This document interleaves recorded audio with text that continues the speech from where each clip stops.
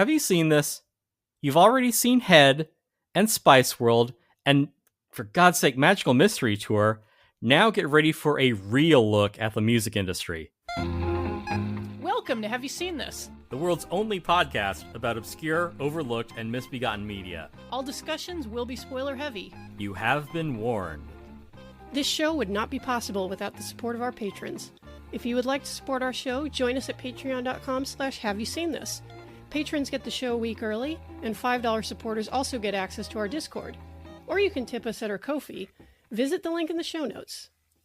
Yeah, this is Josie and the Pussycats from 2001, a shallow movie with something to say.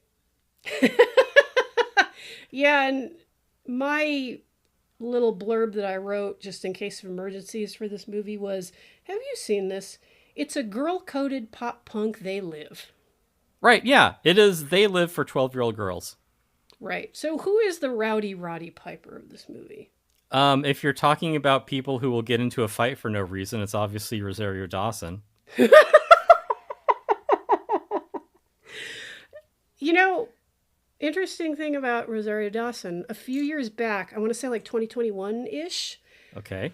She was sued by a friend of her family of many years who was a trans man, like alleging like abuse and like transphobia. Mm-hmm. And then the lawsuit kind of went away and I never heard anything about it again. And in fact, while I was researching this movie, I couldn't find anything from like 2024 or 2025. Wow, she had it scrubbed from the internet.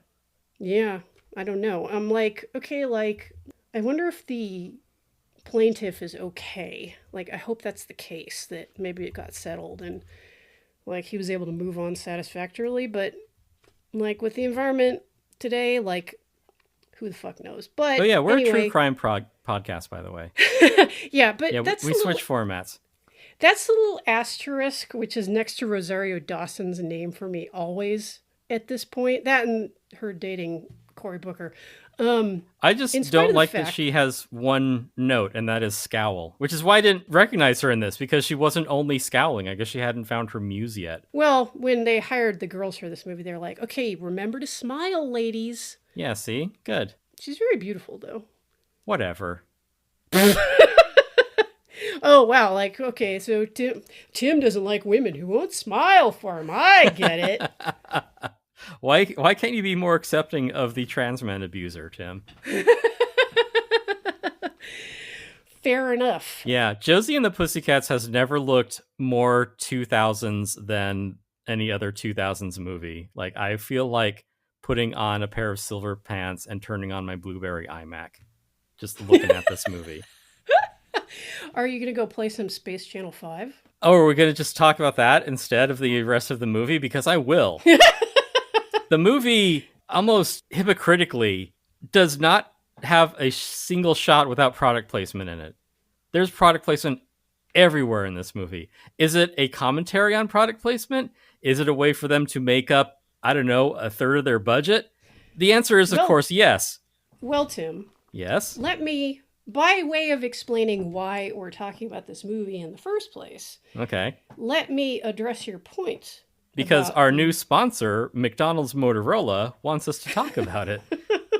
We're now sponsored by MoviePhone. We're sponsored by Target and MoviePhone, a subsidiary of Motorola. Right. So, all that aside, the reason we're talking about this movie is because it was brought to my attention by someone on Blue Sky via the podcast account. Also owned by Target. That person was Russ Burlingame, who wrote a book called Best Movie Ever, that is an oral history of Josie and the Pussycats. Now, full disclosure, I haven't finished reading this book because it came to me during a very busy week. However, I've read about half of it, and I actually recommend it for people who enjoy, not just fans of the movie, but people who enjoy movies in general.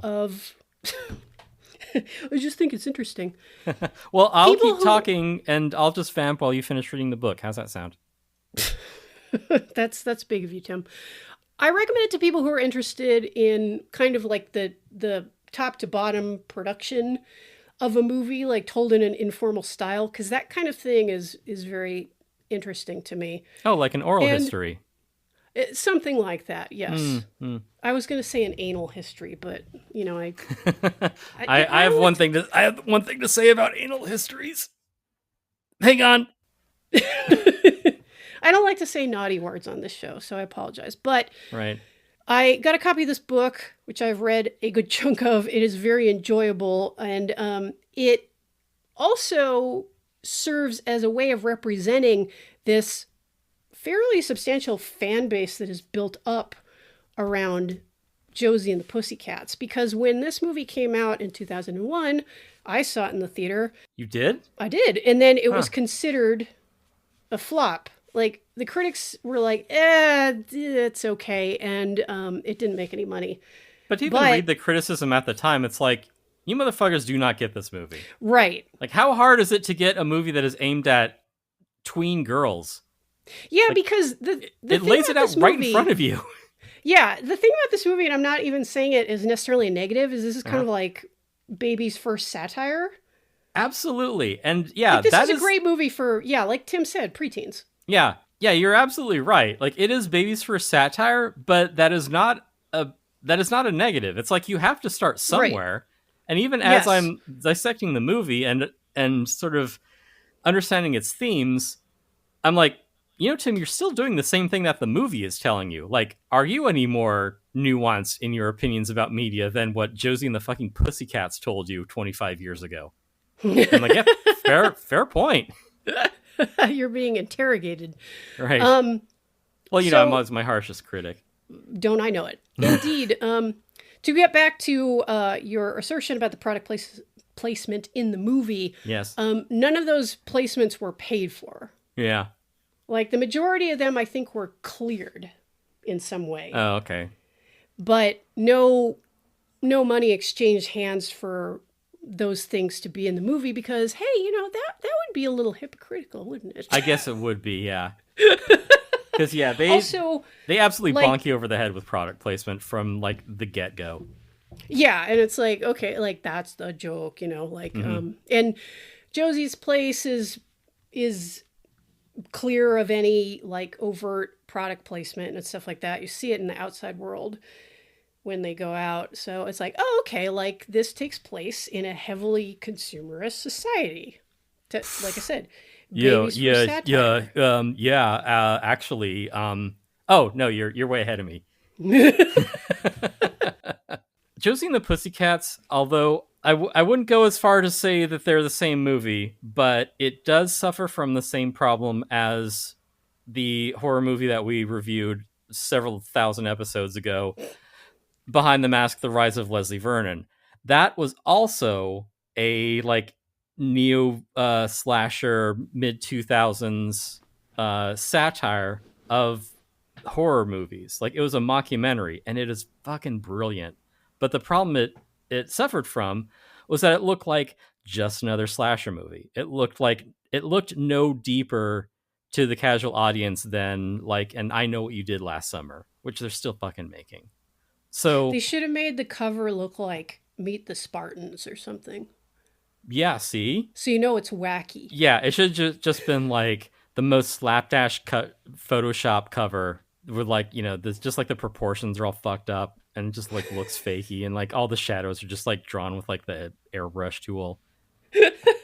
Nobody was in the same room for any of the photos. Yeah, and, like, they just, like, blasted all the colors, like, just make everything super saturated. They don't even look like normal skin tones anymore. But that's the problem that Josie and the Pussycats had, is that it looks like a dumb disposable movie to keep your little girls occupied while they're, turning into boy crazy, tweens or whatever. So yeah, the point is that Josie and the Pussycats kind of got swept under the rug because the people who would have gotten something out of it just kind of had a sneering contempt for it, where it's just like, oh, it's just another,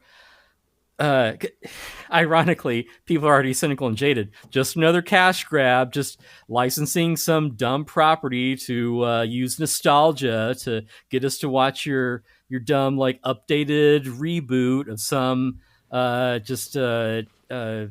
soulless franchise you're trying to breathe some more life into, man. It's like, yeah, that's the joke. Like, what? Like, yeah, we're aware of that. That's the satire that we're doing in the movie. If you sat down and watched it, you would understand, yes, indeed, that is a thing that happens. And that's kind of shitty. Be like more media savvy. Yeah, and I forgot what point I was going to make, but pray continue. No, I mean that was the point. It kind of is like, yeah, behind the mask, it looks like just another slasher movie. Josie and the Pussycats looks like, oh, just like we already had Spice World. That's episode 208. Listen to that episode. So yeah, it looks like just another dumb movie of like, girl power, just kind of facile consumerist nonsense. And people are like, well, gross, I don't want anything to do with that. And Josie and Pussycats is like, yes, we know. Come with us on this journey. We'll reinforce your prejudices and open your eyes to sort of the media machine that is all consuming all artwork and culture. And people are like, I don't know, looks like just a dumb movie. Yeah, hence the poor box office performance. Right. So, yeah. But like I said earlier, people who saw it the first time around and really responded to it, or people who saw it later and were like, "Oh, hey, like, why haven't I seen this before?" Right. Yeah. What I knew about it before, not having seen it, was like it's a movie that's much smarter than it has any right to be. Right, and so it's grown this like pretty substantial fan base enough that they were able to put together like a 20th anniversary edition and get some of the cast members back to do extras for the release and all that kind of fun stuff. And that's one thing I did notice from the book Best Movie Ever is like the rapturous way that people talk about this movie, like, and particularly like those who were young girls at the time, like it really meant something to them. Yeah. Which again, like I said, it leaves me a little bit on the outside because like I was not like a teenage girl when this came out.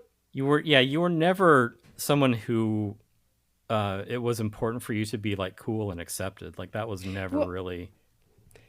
I was socialized male. It's unfortunate, but there it is.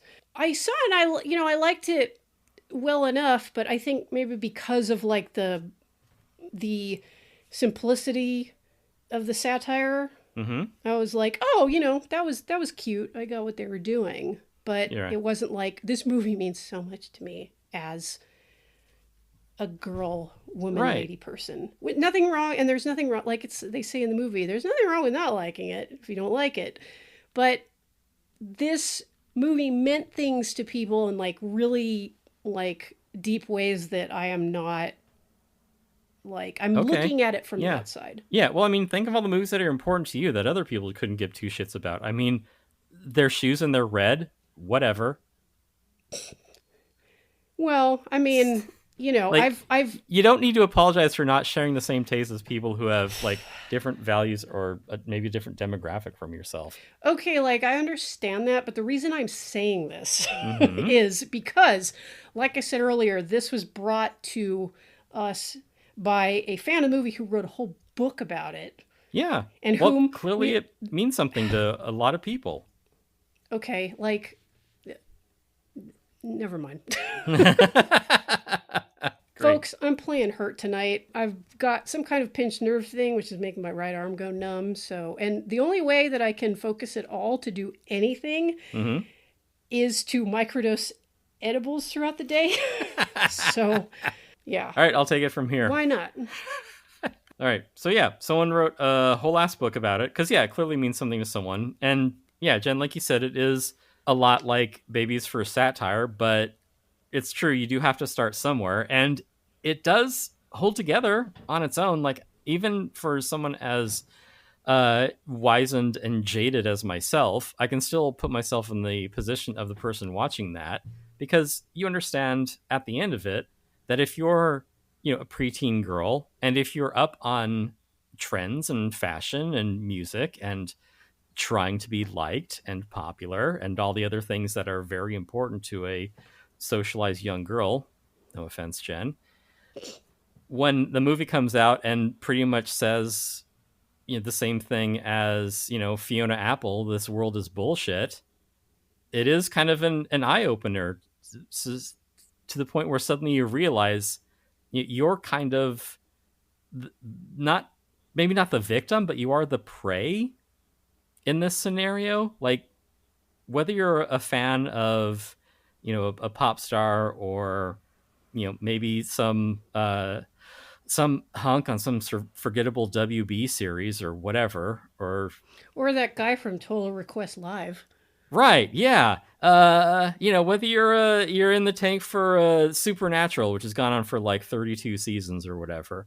Like, you understand that like, as a little girl coming of age, like, your passion and your fixation on things will be used against you to sell shit. And so having a movie that'll tell you this much kind of, it makes you a little wiser, and it helps you grow up a little.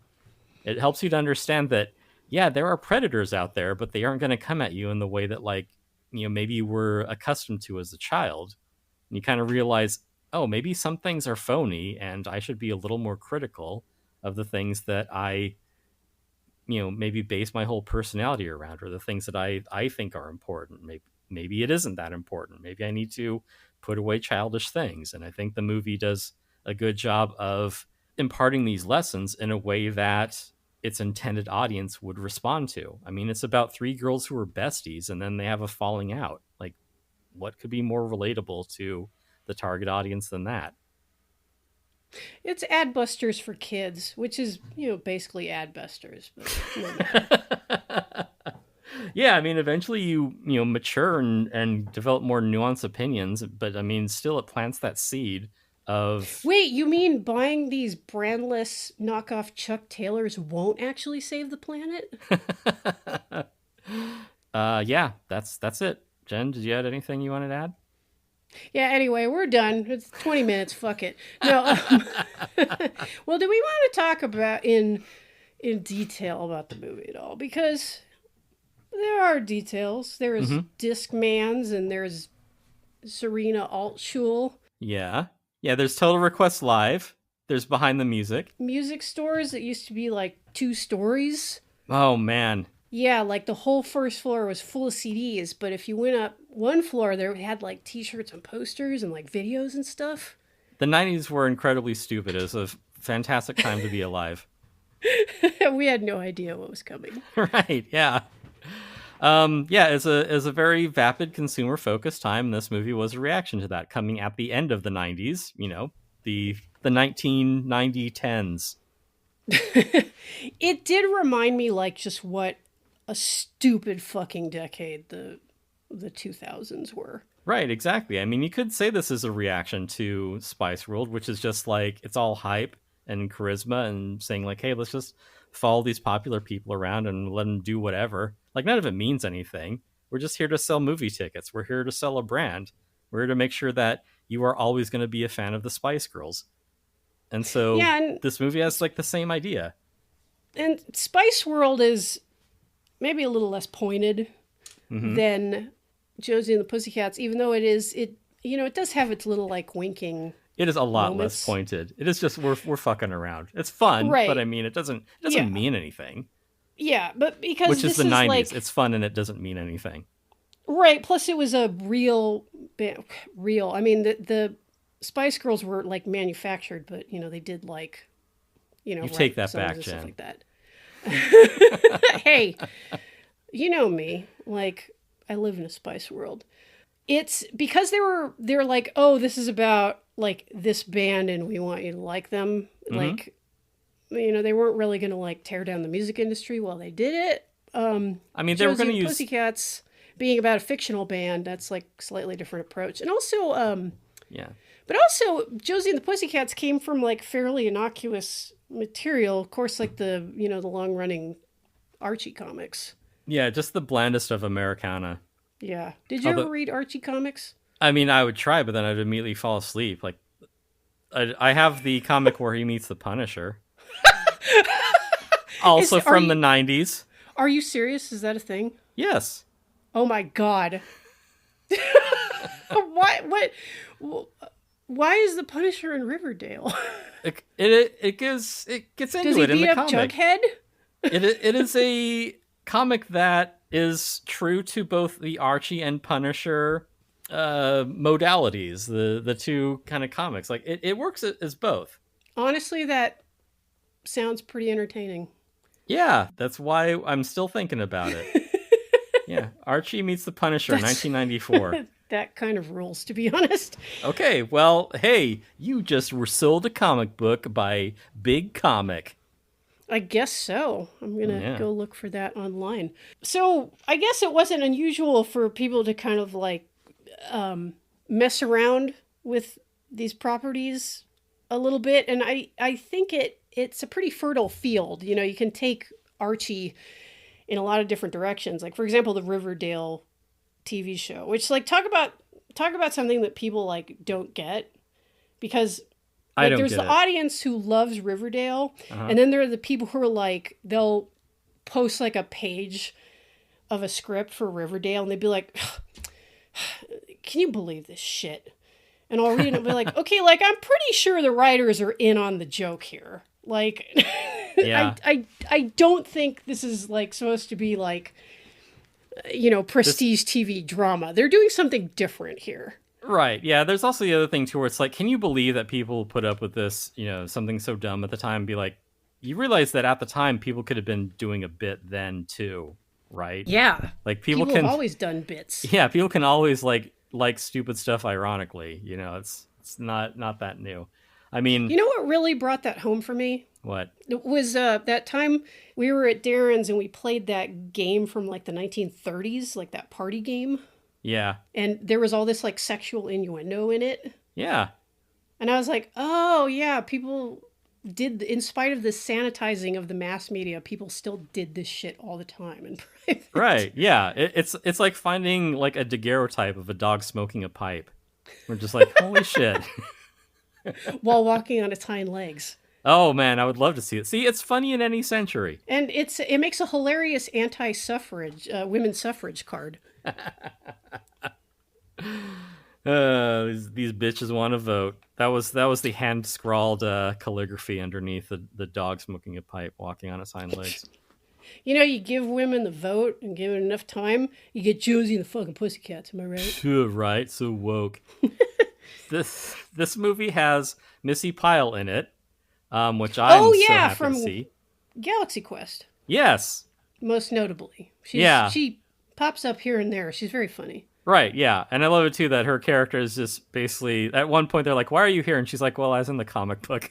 That did get a laugh out of me. Yeah. It's like, you know, not elaborated on, but yeah, it's just the characters from the Archie comic are here. It's, you know, the Pussycats, the love interest, their manager and his sister. Just like, yeah, that's enough characters. But for me, my favorite in this movie is Tara Reid. She's delightful. Tara Reid as herself. Well, whatever it was an effortless performance and very cute. Yeah. I mean, she's pretty much playing what, like Shaggy. Just like, I mean, I was like, she's the Peter Tork in this situation. Oh no, she's kind of the Father Dougal. With that too. Oh man, we need to talk to normal people to find out how to compare things that people understand. What, like, you want to like start throwing in references to like Chuck Lorre TV shows or something? She's the Joey Tribbiani of the Pussycats. There. Right. Have your parents explain it. I think one of the guys in this was in the Matt LeBlanc's like show after Friends, Joey. Okay. He's like his brother or something, but I don't know. Like the 2000s are like kind of a little bit of a blur to me. I was unmedicated through most of it. Yeah. But yeah, Missy Pyle is great. Yeah, Tara Reid with her original nipples. She's in this. Poor Tara Reid. Yeah, Like, I know. I looked her up and she looks okay, but she also kind of looks like the meanest realtor in Westlake Village. Like, I think it happens to white women over a certain age, but I feel like the media like really did her dirty, much like most of the female celebrities in the 2000s, whether they deserved it or not. I mean, you know, that was when like I mean, I did mention Fiona Apple 10 minutes ago. Right. Yeah. Like, and it's not like it doesn't happen today because, God, like social media is like because a of whole woke. other Thank factor. you. But yeah, like to have you and your body like put under that kind of like microscope Yeah. is deranging, I would And imagine. that also fits thematically with this movie that I saw. It's called Josie and the Pussycats. It's from 2001. And Oh, do tell. yeah, part of the conflict in that is, the lead Josie. She gets separated from her bandmates. They kind of the music industry drives a wedge between them. It's sort of like, yeah, they're the band, but you're the star. You're the lead. But it turns out that They that's triangulate and isolate her. right, yeah, as all predators do, and that of course that character played by a apparently very young Alan Cumming. Yes, bisexual icon Alan Cumming. Yes, And I was like, didn't he play the same character in Spice World? But no, he was a sleazy reporter in that, yeah, not a you're saying you're sleazy Richard E. Grant. It's manager. basically the same Right. character. So Yeah. we set them from good to evil. But but yeah, so Josie is like separated from her friends. She's kind of pushed around by Alan Cumming, like making her do extra work and this and that. And it's kind of like, what kind of ingrate would you be? Like, we made you like a worldwide star. Like, the nerve of you to like turn your back on this incredibly grueling lifestyle to also be put under a microscope, Yeah. in exchange All for we fame. want is your soul. Yeah, we only want everything from you. Why are you turning down a once in a lifetime chance like this? It's like, well, because this is an awful thing that no one should have Yeah. to go through. It's like, well, okay, now I see it. Yes. And of course, ultimately, these girls are too sweet to sell out. Right. I'm glad that they didn't Much sell like out. It's us. very important. Well, Yes. we aren't popular. That's different. No, it's because we have integrity. And also because no one likes us. Bearing the lead, but yeah. So that said, it's like a pretty standard story about these young relative innocents being dragged into the dirty underworld of the music business, but like with a light touch.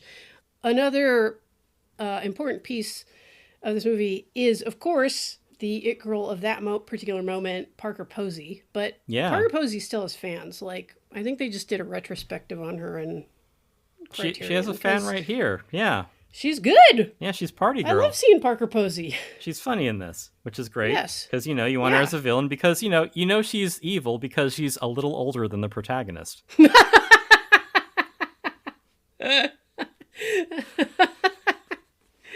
Oh man, that's how it is with women. Shit just rolls downhill, doesn't it? Right, yeah. And that character fits too because she's self-serving. She's kind of a fake friend.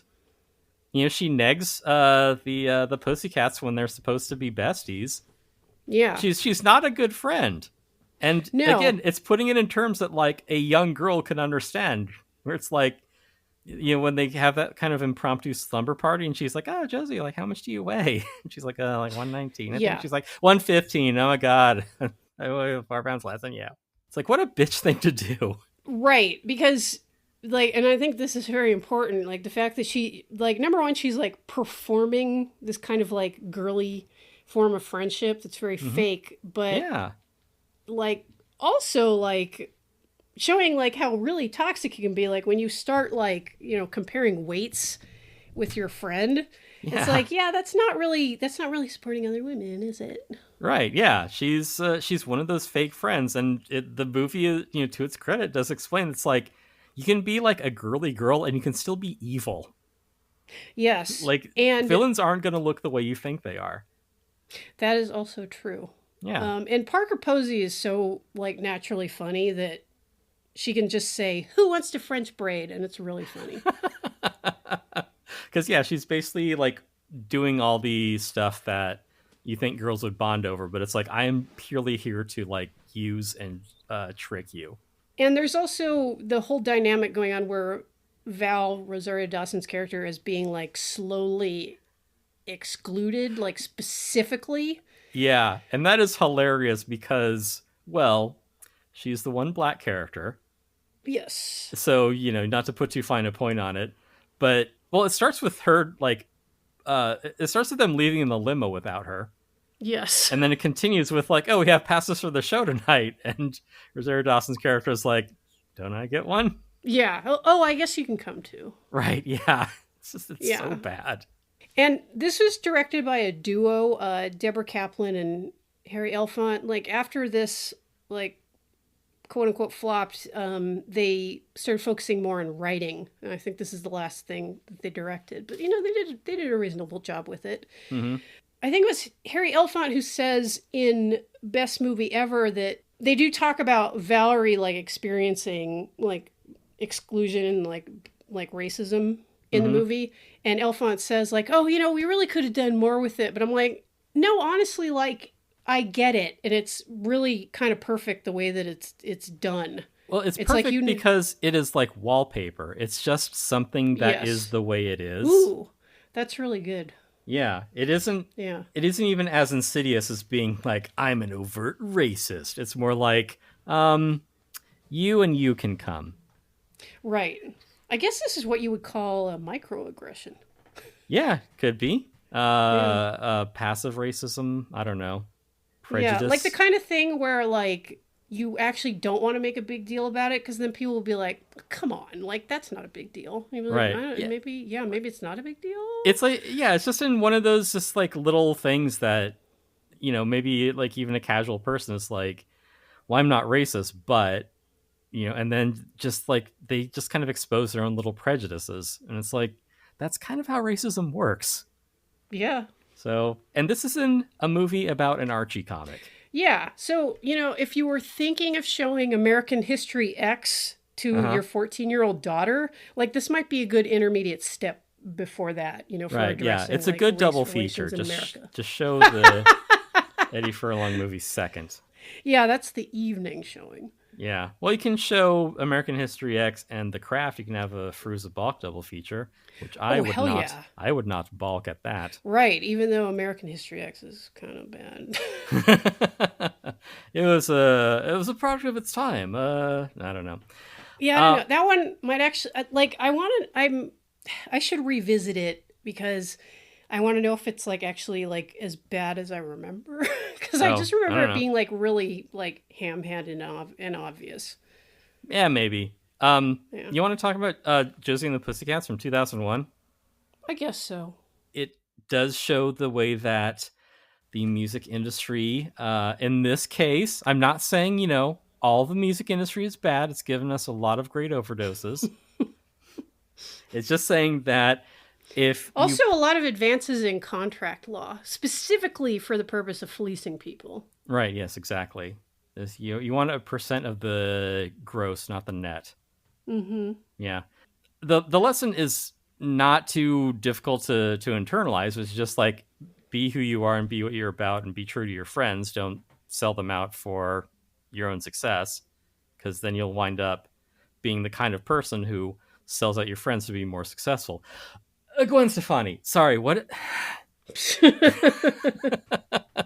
I mean, they actually alluded to that in the video for Don't Speak. It was the cover of Spin where all of them posed and the cover was Gwen. That's not her doing it. That is just the kind of world that we live in. Right. It's like the pins that were going around in the early 80s that said Blondie is a group. Yeah, there you go. Deborah Harry and the Sausage Party. Right. Yeah, it turns out that Roger Waters was not all of Pink Floyd.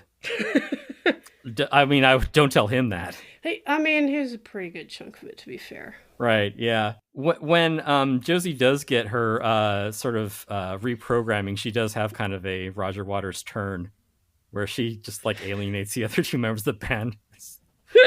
It would have been a great reference to Roger Waters to have her spit in a fan's face. That's too much. That is too much for this kind of movie. And then she goes away and writes like a double album. Behind the puss. I don't know.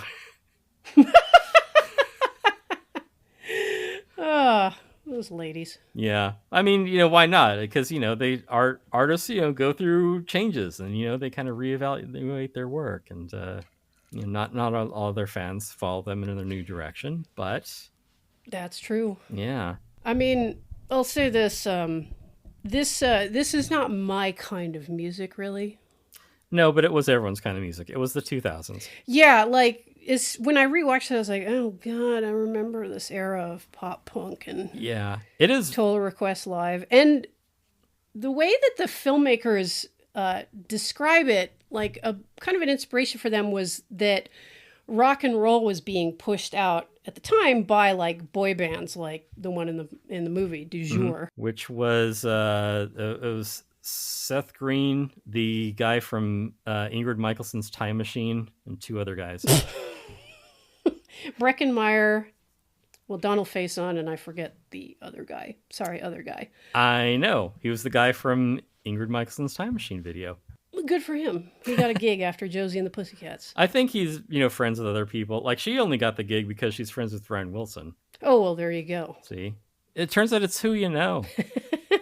Wow, what a great truism about the industry. But so this was also a very mild satire on kind of prepackaged, disposable pop, like these boy bands, Backstreet Boys, NSYNC, or, I guess you could say the Spice Girls. Mm-hmm. It is funny, though, to be like, and this is definitely in retrospect, because it's like, yes, rock and roll is dead, but it's not like the boy bands won. Like, now I would say that the dominant genre is like pretty much like hip hop. Yeah, that's pretty much the word I hear. I mean, I only listen to music from the 80s, so I don't know. 80s will never die. Which is funny in light of MTV, like, so blatantly, like, not playing a lot of black artists that David Bowie had to, like, call them out on it, like, publicly. Yeah. I mean, just look at Herbie Hancock's Rocket. I mean, not literally, but yeah, he appears on TV in it. Yeah. But yeah, the movie very much captures that essence of that prepackaged punk rock kind of sound.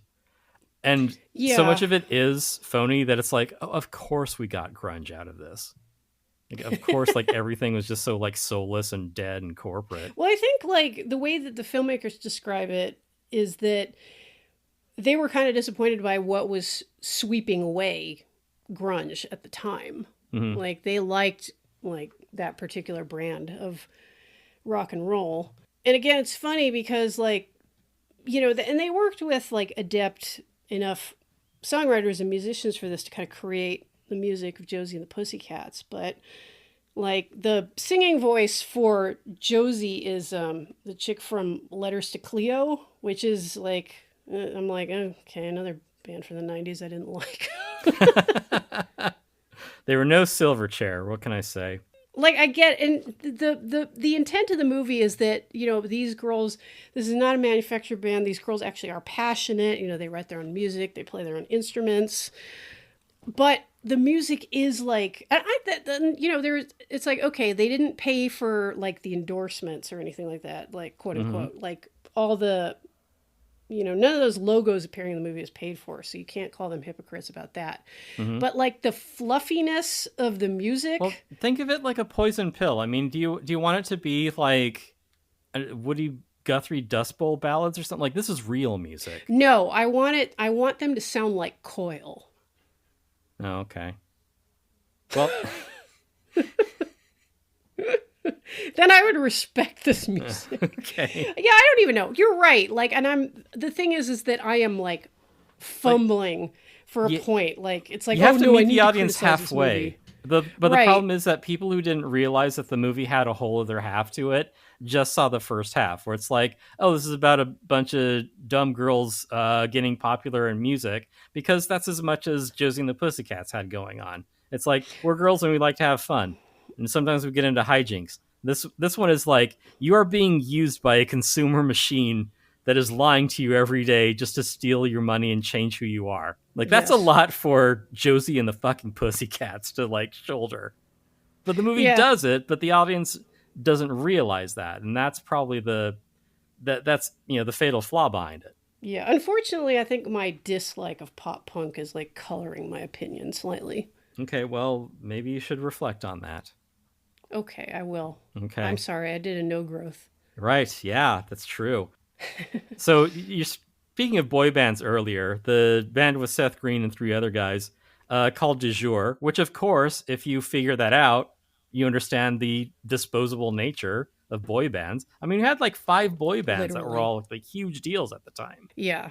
But but because they wise up and find out that there's subliminal messaging in their music, because that is an artistic shorthand to summarize, hey, you're being sold a lifestyle. Cribs on mtv.com, go check that out right now, because you'll see that to say that you're being sold a lifestyle that is itself a lie is kind of a big topic. So you need to like pare it down into subliminal messages are making you buy stuff that you don't want and like things that you don't really like. It's But fanciful. yeah, but But Du the Jour point finds stands. yeah, but Du Jour figures that out, and so Alan Cumming like has to like dump them. They find out on while they're on a flight. Not a great time to have a commercial jet crash in a field in 2001. But Ugh. yeah, the thing that I like is when they are gone missing, because the movie for preteen girls is not going to kill off 4 cast members in like the first 20 minutes. They go missing, but in like their in memoriam on Total Request Live or behind the music says Du Jour 2000 to 2001. And it's sort of the like best new artist curse. I mean, to name drop another tragedy from 2001, it is like the death of Aaliyah. That's true. Also died in a plane crash. Also plane based, yeah. Yoo-hoo! Maybe that's why this movie didn't do so well. People are like, we're still a wounded nation. We still haven't begun to heal. Perhaps. We haven't. It's just festered and gotten worse. Wow, I sound like I'm a writer of the Josie and the Pussycats movie. Just cynical and jaded. That's the thing is, and this is a taste thing. Like a lot of things that I pick on about movies. And the movie does occasionally like get kind of hilariously dark. Like when Valerie and Melody are separated from Josie, they're like, "Oh, come to a taping of Total Request Live. Meet Carson Daly." Who was actually dating Tara Reid at the time, trivia. Oh, nice. And they go to the set, but no, it's actually Carson Daly and another guy with baseball bats who say they're going to kill them. And I was just laughing at like the idea, like it's like, wow, like they're going to kill these girls with baseball bats. It just struck me as like really fucking funny. Right. Yeah. Well, like it's so needlessly violent, and especially with like, you know, these squeaky clean girls, like, you know, Tara Reid's character being like the total bubblehead who's like just always happy. Yeah, she's like the equivalent of a talking dog. Yeah, it's like, who breaks a butterfly upon a wheel? But no, they're gonna fucking beat them to death with baseball bats. Yeah, and not just they are gonna beat them to death. It is Aries Spears is just Spears, yeah. Yeah, as a guy, but it is literally Carson Daly. Carson Daly is ready to beat a woman to death with a bat. It is also very funny when Carson Daly shows up and Melody was like, "Oh my God, it's Carson Daly," and he turns to her and just goes, "Oh my God, it's Melody," and then he like turns away with complete contempt. It's like it's so vicious.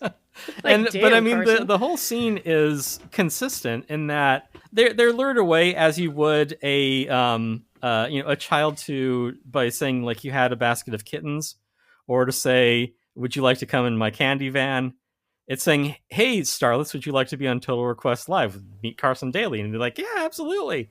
Mm-hmm. And they get there, and it works on 2 levels. One, they go to the set, and the set is just garbage. Like everything there is like a cardboard cutout, and like It's foam core. Yeah, it's foam core. There's like this like just poorly rendered backdrop that looks like Times Square. Even the audience is just foam core cutouts. You're like, But starting Matt to Damon think. is there. Yeah. A cardboard cutout of Matt Damon, who is legit. They go there, and if you're in the audience and you've been saturated by the movie's very soft cynicism, you're like, you know, I think TRL might be pretty phony. Well, and that's what's really funny about the scene ultimately is that when they take a close look at the set and like, oh, the background is fake. It's like, well, yeah, that's how they do TV shows. But then Rosario Dawson like picks up like a 2-dimensional foam core camera. Yeah. It's like, oh, they mean like fake fake. Yeah, And then it turns yeah. out it's like a plot to kill them. Right, It's like, yeah. that's inspired. Fiona Apple is right again. Yeah, so it isn't just that, like, oh, I think that maybe the media that I consume might be somehow manufactured to push a narrative. Also, I think they just sent us to a warehouse to be killed by Carson Daly as himself. It's hilariously dark. Yeah, Ari Spears does a bunch of bad impressions. He does one of like Chris Rock, and she's like, "Who even is that?" Yeah, she's like, that is a terrible Chris Rock. And then he goes into a Bill Cosby, and I don't know if it's just like residue from like too many Cumtown episodes, but like him doing the Cosby voice while he's like menacing her is fucking funny. All right, so it's good. The scene works. Meanwhile, Josie is being like reprogrammed with subliminal messages on a CD demo, which, if you are a reader of Vigilant Citizen, you would say that she is receiving her sex kitten or monarch programming to be a part of the media machine. This is all completely made up paranoid schizophrenic bullshit, but it is an entertaining read regardless. Yeah, so they basically it's how you become part of the machine. It's like when Nomi in Showgirls becomes, it's how Kyle MacLachlan says it. You're part of a crew. You can get away with stuff now. Yeah. Yeah. So that's kind of what Josie is being presented with. It's that, what Patton Oswalt described as that, pulsing door of mediocrity and selling out. So, just like behind that, just like go on stage and you just need to be recognized. You don't need to write any material. You can just coast for the rest of your career on being someone people recognize. Yeah, just take the money. Yeah. It's so easy. In Traveler, it would be like being a dilettante. You only need a social of 5 or better to continue that career. Ironically... Wow, lots of people say, like, when I first did the Myers-Briggs inventory, like, it just revealed so much to me. For me, it's like this character class in Traveler. I'm like, oh, the dilettante, that's my damage. I'm laughing because they aren't character classes, Jen. They're backgrounds. Oh, like, It's a term. You absolutely knew what I meant. No, see, people are so D&D brained that they don't understand there's a different way that you can make a character for... Jeez, I don't have time for this. I actually do agree that people are D&D brained when it comes to, like, it's true. Framework for talking about Dungeons and Dragons. And I'm saying that as someone who, like, isn't invested in role-playing at all. It's like, but it seems like it always comes back to that particular framework. But yeah, it's kind of the lowest common denominator. Anyway, hit up Tim on Blue Sky. He is dying to talk to someone about Traveler. He is at timtoon.com. Yeah, we're going to lose so many listeners from this episode. Well, hopefully they'll come to the Discord to talk to you about Traveler. Yeah, that's really what this is about. I thought we were trying to lose listeners. Try harder, Tim. I think talk about Palladium Games or something. I don't know. We are inside the black hole. Every direction leads to us losing listeners. So, ooh, I hope Vincent is in there. Sure, maybe. Yeah, we're going to get combined into like a man-robot thing. Yeah. Yeah. I don't want to merge with Maximilian. He's mean. No. Don't you want to turn to Maximilian and be like, I want to be inside you? Best line in the Black Hole episode. Check out our Black Hole episode, everyone. Yeah, check out our But anyway, Black Hole. where were we with Josie and the Pussycats? We're watching Josie get reprogrammed while the other two were being threatened with baseball bats. But, right. Yeah, but she doesn't succumb to her programming, and she realizes, like, oh, being a shitty friend maybe isn't worth fame. Like, if I have to be a shitty person to be famous, I don't know if I want to be famous. And that's a pretty digestible lesson. Yes, and we all know how important friendship is to women. So. Right, yes. It's important that you be liked. Yeah. And... yeah, Josie recognizes, she has some realizations. They're selling our music through our music. They're selling stuff through our music. Watch a Lady Gaga video and see product placement for Beats, headphones and shit like that. Yeah. And yeah, so she realizes, she's like, I don't I want to be a musician. I don't want to just be a means to sell product, which if you use the code HISTPOD, you can get 20% off for for Liquid IV if Yeah, why they are not? It might still still honoring our work. discount code. You know what? Try it. I say do it. Consider this an ad read. Go Yeah. to liquidiv.com. Put in the code HYSTPOD. I want to see if you get 20% off. Yeah. I want to see if we get money out of that. Hell yeah, Because, dude. I mean, really, everyone needs money. That's why they call it money.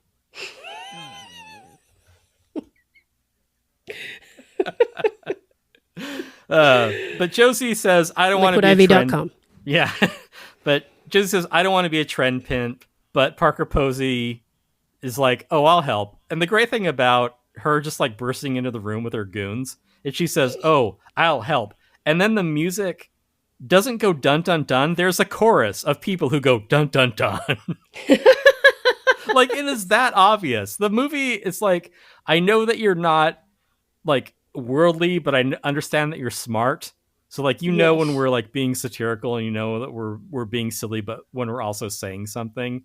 So it works. It walks that tightrope of being entertaining, but also being about something, but also saying something, which is Right. very difficult in I suppose any of the entertaining arts. I mean, hell, we should know.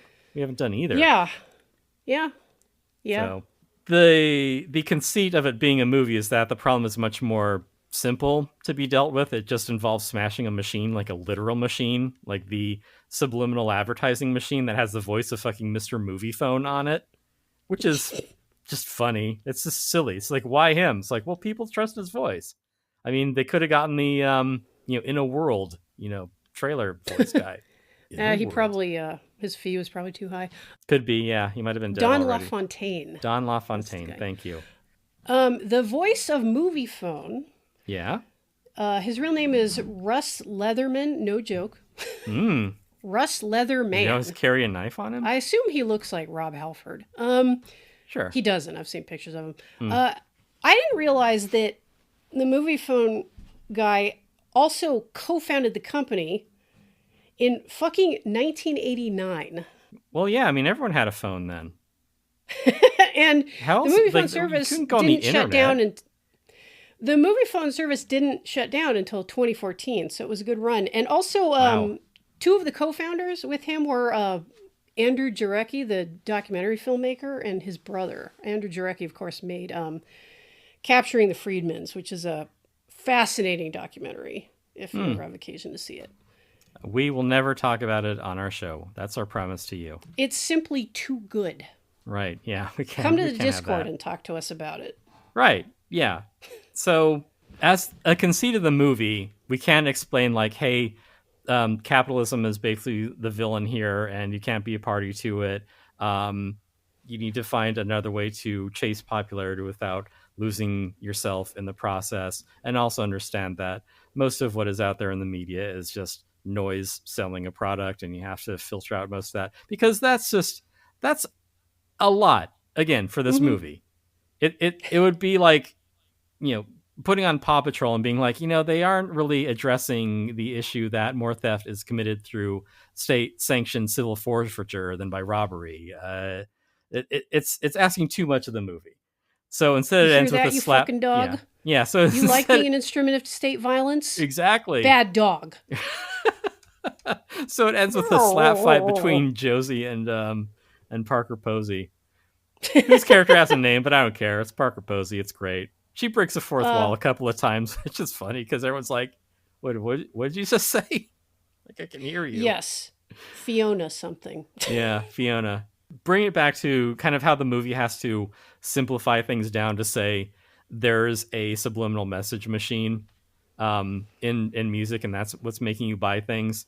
Like, because you can't get into notions of consumerism and capitalism basically in a 90-minute movie.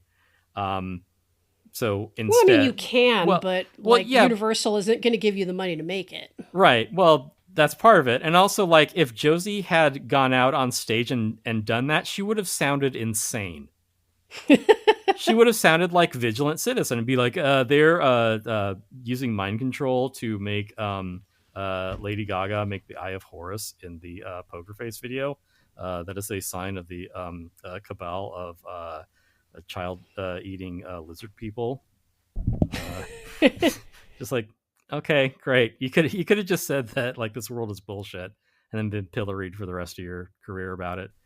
God, and this movie was like just pre 9/11, so we had no idea of the world of conspiratorial thinking that was about to open up Right. on us. And really, the only people who would have spoken out about something like that would have been, oh, I don't know, another trio of women artists, the Dixie Chicks. Right. Yeah. They're the Chicks now, though. Don't dead name them. Oh, okay. Well, yeah, I mean, I'd want to cut myself off from that influence as well. But yeah, that's the thing. Like, they're ones who, yeah, they're also at the time saying, hey, maybe this war in Iraq is one of opportunity and doesn't exactly address the material conditions that caused us to be attacked by Saudi Arabians. Mm-hmm. And people are like, you're canceled, Dixie Chicks. Yeah. Yeah. And it does remind one of how insane that decade was. Yeah, I mean, just from Freedom Fries on, just fucking, just taking like, your shoes off at the airport. Yeah, we were completely insane at the time. And it's true, like, which is why it's been really heartening to me lately to see how people speak today about the situation in Gaza. Mm-hmm. Because I remember when you couldn't say any of that shit at all. And certainly there is like a massive pushback on it because, people are... Yeah, even Roger Waters, he had been on that Israel's an apartheid state thing for years, and he was still getting flack for it like a year ago. Yeah, or a thing I think of all the time is Vanessa Redgrave taking a world of shit for being pro-Palestinian in the 70s. Yeah. Like, it was like, how fucking dare you say that? And the fact that she brought it to the Oscars, like, that didn't go over well, but hey, like, I think history has borne out her opinion. Yeah, she may have been, like, what's her name, Littlefeather. Sasheen Littlefeather, yeah. Yeah, so, yeah, that's the problem, is that being an iconoclast of that sort gets you nothing but trouble. Also, check out episode 30 or whatever, where we cover nothing but trouble. I thought you were going to recommend our Loose Change episode. We can do that, too. Yeah, but, geez, yeah, whether it's Loose Change or Vigilant Citizen or, God, I don't, just any number of conspiracy theorists, yeah, if you point this out to people, you just sound crazy. Yeah, but like we're far enough along that I don't know if we're like through the looking glass, but I feel like we have at least like there's always more a foot through it because recently, like in light of everything happening with the administration or not happening with the current administration around Jeffrey Epstein, etc. I've been going back and listening to like a lot of TrueAnon and stuff like that. And it's like, wow, it's amazing how many quote unquote conspiracy theories have been like kind of borne out. So you're saying there's an element of truth to it? Well, I did have this thought when I was rewatching the movie again today, which is that because Fiona's her entire reason for being the person that she is because, deep down, she's hella insecure. She used to be like, just like a grotesque, like Lisa Loebner sort of nerd who just desperately wanted to be like, Lisa who Loeb lisped type. And was made fun of. And I was like, that certainly still holds true.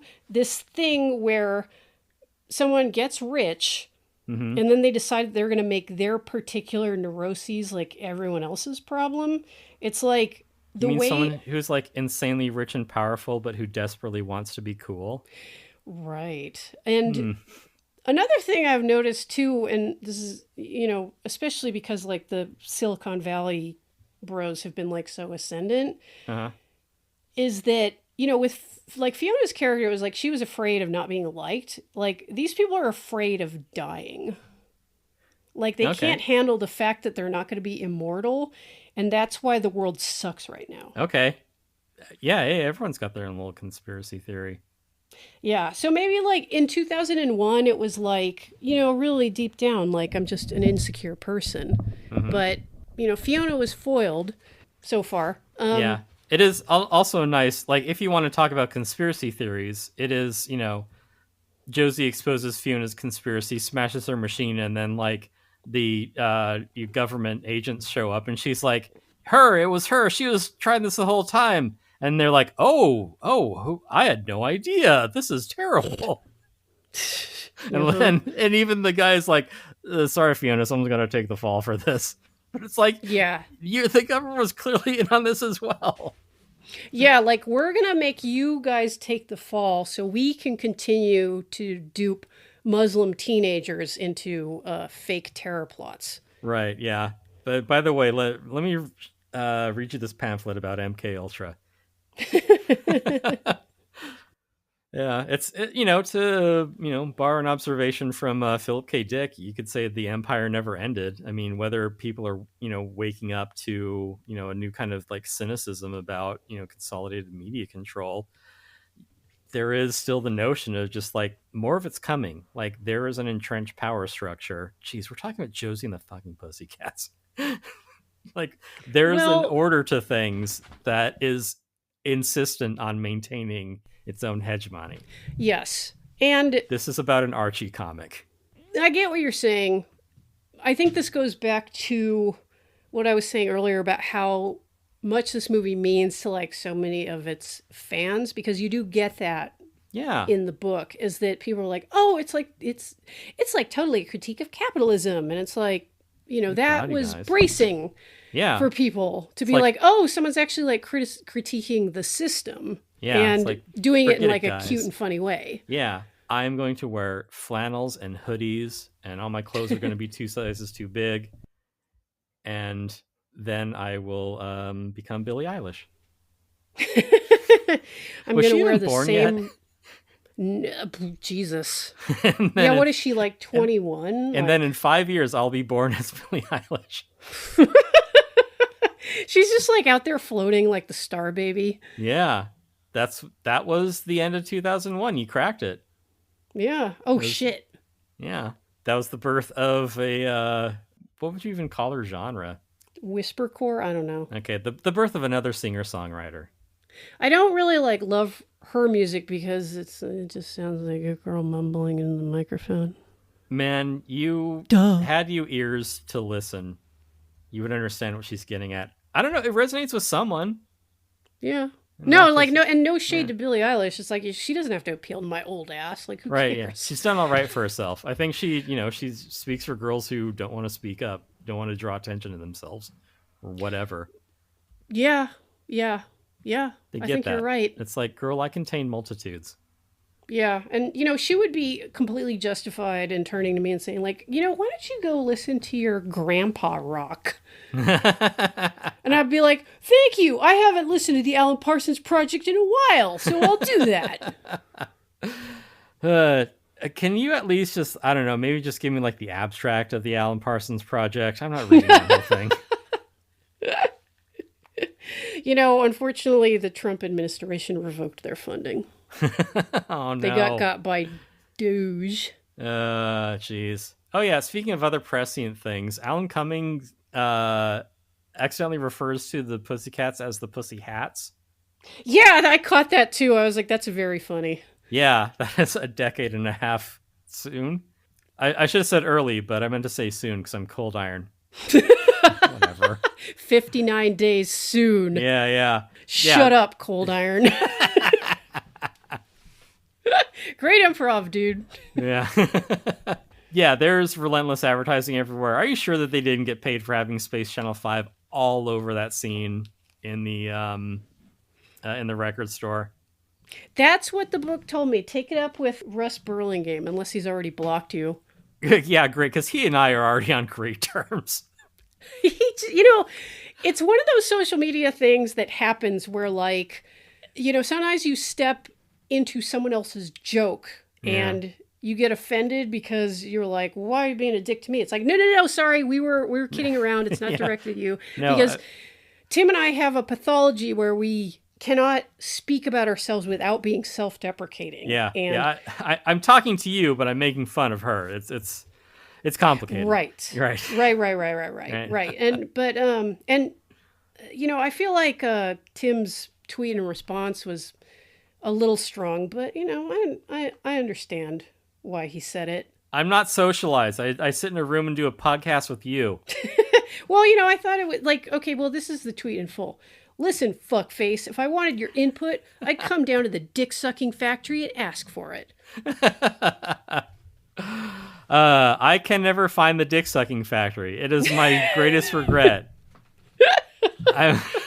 They keep talking about this like legendary dick sucking factory. I'm like, I want to get a job there, a blow job. I just want to taste one dick. No, I don't mean. Why can't I taste just one dick? I love that Violent Femme song. Yeah, the Violent Femme song, "Dick Sucking Factory." Like even for R. Kelly, that's bad. That is a bad title. Wow, you know, at the time, like, the whole R. Kelly thing was just like a series of rumors. Mm-hmm. Like, it was an open secret, like, in Chicago, but Well, that it was hadn't broken yet. Yeah, well, Because that you was remember when he, like, the tape came out of him, like, peeing on a teenage girl, and people were like, huh, that's weird. That's crazy. Oh Yeah, like, how old was she again? I'm sorry? Yeah, old enough to get peed on. Huh. And everyone's like, pee tape, yeah. Yeah, that was. And then he married Aaliyah? Like, what the fuck? Right, and then he had her killed in a plane crash. It's a conspiracy Yes. theorist. They look, Yeah. if you cross out every fifth word in Philip K. Dick's Valis, you will understand. Like, it'll all become clear. Look, I have some red that's- string on my corkboard that'll explain it all. Yeah, the pink space laser will aim directly for your brain. Right, yes. It's an And invisible you will be pink as clued space in as laser. we are. Yes. Yeah. Space Channel 5 is a great game. Also a bit of a cult classic. It is incredibly well reviewed. I think it sold like half of its inventory. Play Space Channel 5. Was that Sega Saturn? That was originally for the Sega Dreamcast. Dreamcast. Okay. Yes, That's right. they re-released it on the PlayStation 2 along with its sequel. I'm stupid. I'm confusing my console. That was the last Sega console, wasn't it? I think so. Yeah. Even I know that, and I don't know shit about games. That's true. You don't know much about Josie and the Pussycats either. Well, I didn't get to finish the book, but I'll be more up to speed. Well, just do Command F for Space Channel 5 and tell me. I'm going to look for Ooh La La. Yeah. Yeah, the notion that there's one secret cabal controlling all media and all tastes, a gross oversimplification, but I wouldn't say it's incorrect. Yeah, it's it's a little more complicated than that. Like, it has a lot to do with pedophilia. That's how I understand it. Yeah, it's like saying there is no God. There's just a lot of people who are inclined to believe a certain way. Right. So it just sort of manifests as the collective action of people working in the same goal with the same morals or lack thereof to achieve it. Yes. Cool. Yeah. Josie and the Pussycats disproves God. Amazing. And it is not currently on streaming, but it does turn up Because occasionally. they dared to tell the truth. That's right. They're being silenced. Yeah. It's right in front of you. Had you eyes to see? Yeah. So Had write you your been congressman today. Blasted with a pink space laser, you would have known. Mm-hmm. Well, we've really got off topic here. It doesn't matter. I mean, nothing in the this movie matters. Like all the subtext is important. Parker Posey's great. Yes, it is. It's a fun and light romp, and I know That will radicalize you. Yeah. Yeah, and I know I did and I know I said about this movie that it wasn't exactly my cup of tea, but that doesn't mean it's a bad movie. Like, it's Right. cute. And it would be a fun thing to show to a teenage girl. I mean, not if you're R. Kelly. Thank you for listening. If you enjoyed this episode, you can show your support by going to patreon.com/haveyouseenthis and make a pledge at the $2 or $5 tier. $5 a month gets the latest episode before everyone else, plus access to our Discord, where we're always arguing about movies. If you'd like to give us a tip, our Ko-Fi link is in the show notes. I'm sure nobody cares. Nobody cares. Nobody fucking cares. No one's listening. No It's one fine. There's no fucking pressure. cares.